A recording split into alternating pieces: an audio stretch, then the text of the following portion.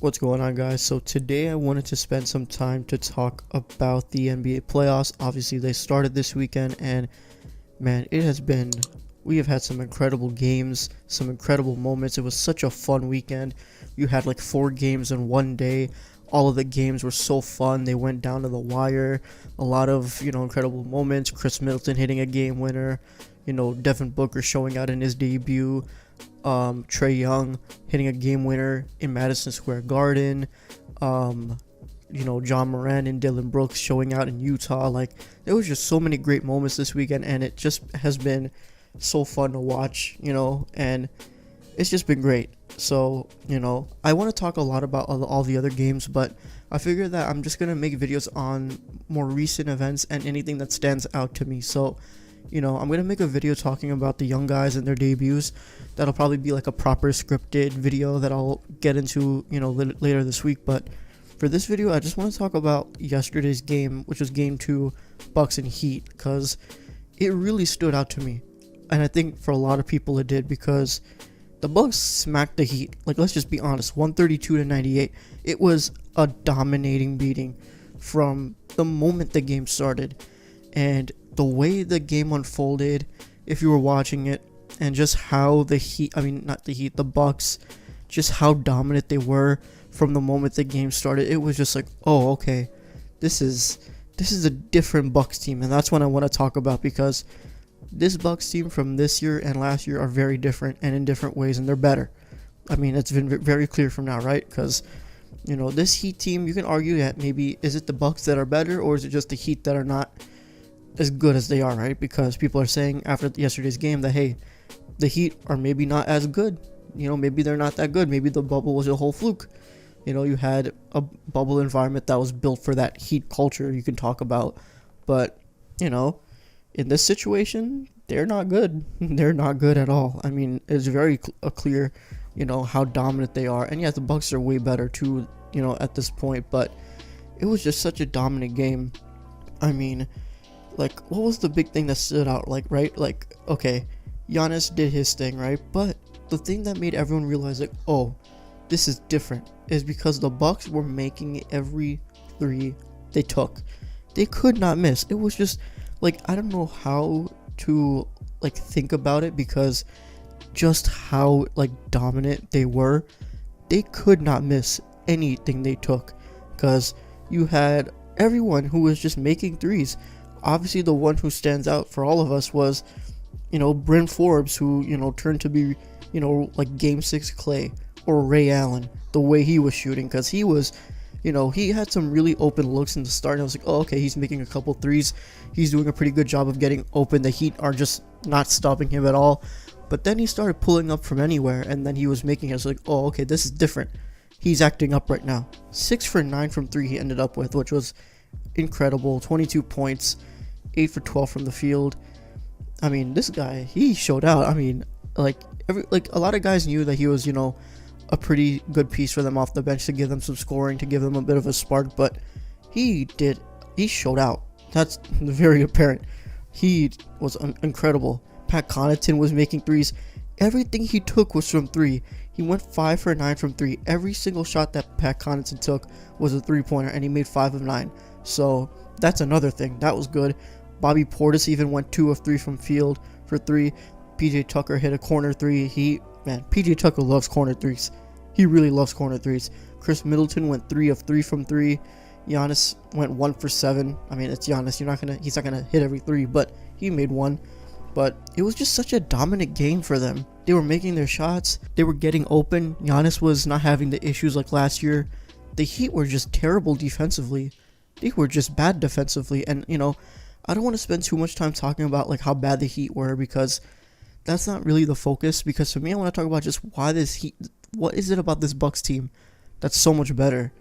Because they have more guys, right? They're doing what Miami did to them last year. They're basically doing that, because, in that series last year, you had the Heat basically build a wall around Giannis on defense, right? And then they would basically clog the paint where he couldn't go in, and he'd have to rely on kicking it out to someone to shoot a shot, but no one on that team could really shoot at a high level. Middleton was not really making shots in the playoffs. They had Eric Bledsoe, who was just not good. So they didn't have any guys who were reliable like that. So Giannis had to do all the work, and when he tried to do all the work, he wasn't good himself either. So that's part of what led to the Bucks, demise last year. The Heat outplayed them physically, they outdefended them, they outrebounded them, they did all that, right? But this year, the Bucks are basically doing to the Heat what happened to them, because they're building a wall around Jimmy Butler and even Bam Adebayo to where they can't do anything in the paint. So they have to rely on guys who can shoot. Duncan Robinson is a great shooter, but he went 2 for 6 yesterday. Kendrick Nunn went 4 for 14 from the field. Ariza went 0 for 3. Who else was really not good shooting? Dragic was really good for them. Dwayne Dedmon was really good for them. Tyler Hero went 1 for 5. This is not the Heat team from last year. They're worse.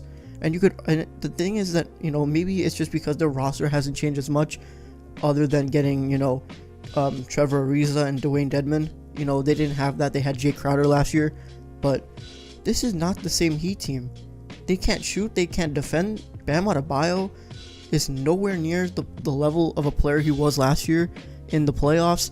Jimmy Butler went 4 for 10 points. Your main guy has only 10 points. That cannot be. You cannot have Jimmy Butler getting 10 points in this game. If he's supposed to be that dog, that big guy, the number one option, he can't keep doing this, and he needs to take over. He's being way too passive, way too soft, relying on his guys who are not as good to do all the work, and he's just not doing it. The reason he was so successful last year was because he didn't care. He was like, screw you, I'm going to do my thing, and I'm going to will my team to win.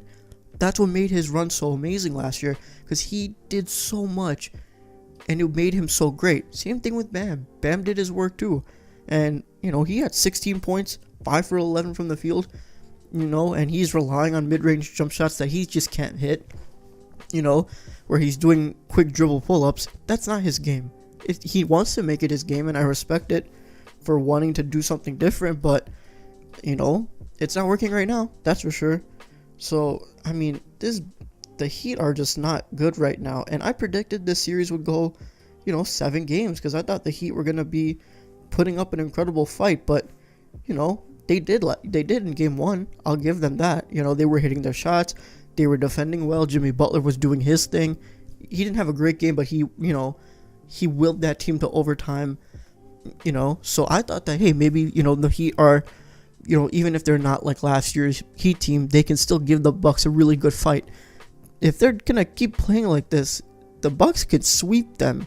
I don't think they will, but they can. Giannis wasn't even like, I don't want to say like, oh, Giannis barely did anything. He had 31 and 13. It's Giannis Antetokounmpo. He's going to get his. But he wasn't the person that stood out for a lot of people about the Bucks yesterday, because everyone was talking about Bryn Forbes and the 3-point shooting.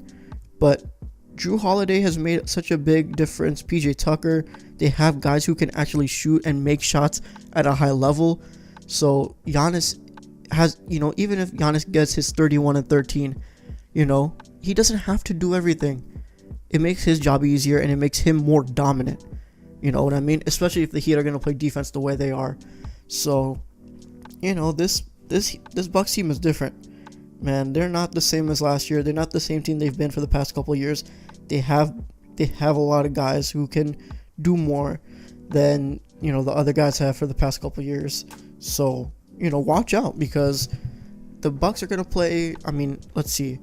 If the Bucks win, they're going to play probably the Nets in the second round. And hey, I think that, I don't know if they'll win that series, because it's the Brooklyn Nets, let's be honest. But can the Bucks give the Nets a run? Could they upset the Nets? I wouldn't rule it out, especially if they're going to keep playing like this. I wouldn't rule it out. So yeah, this Bucks team is different. If this was the same Bucks team in 2019 or in 2020, I think they would have been in the finals at least once, maybe even twice. I think that this Bucks team, if they were up 2-0 in 2019 and then lost 4 games to the Raptors, I think they would have won the series. I think last year this Bucks team could have beaten the Heat in a 7-game series. So, I think, watch out for this Bucks team. It sucks because, Budenholzer is just still not a great coach. I still don't think he should be the coach long term. But, and it's unfortunate that they're going to run into the Brooklyn Nets in the second round, because if they were going up against Philly, I would give them a shot at that, right? But instead they're going against the Brooklyn Nets, and that offensive powerhouse is hard to stop. So, yeah. So, regardless of how they end up this season, I think this Bucks team is better. So, they're going to expose the Heat for being bubble frauds, according to Twitter. So, there you go. You have that now. Alright, I think I'm going to wrap it up here. Thank you guys so much for watching. If you enjoyed this video, please be sure to leave a like. And comment down below what you think about this Bucks team. Do you think they can actually make a finals run this year? Let me know what you think in the comment section below. And if you haven't already, subscribe to the channel, turn on your notifications so that you don't miss an upload. And yeah, make sure you pay attention for all these awesome playoff videos that I have coming. There's so many incredible moments already, and it's just making everything exciting. I'm excited to put out a lot of cool content. So yeah, that's gonna be that. Yeah, thank you guys as always for your continuous support, and I'll see you guys in the next one. Peace.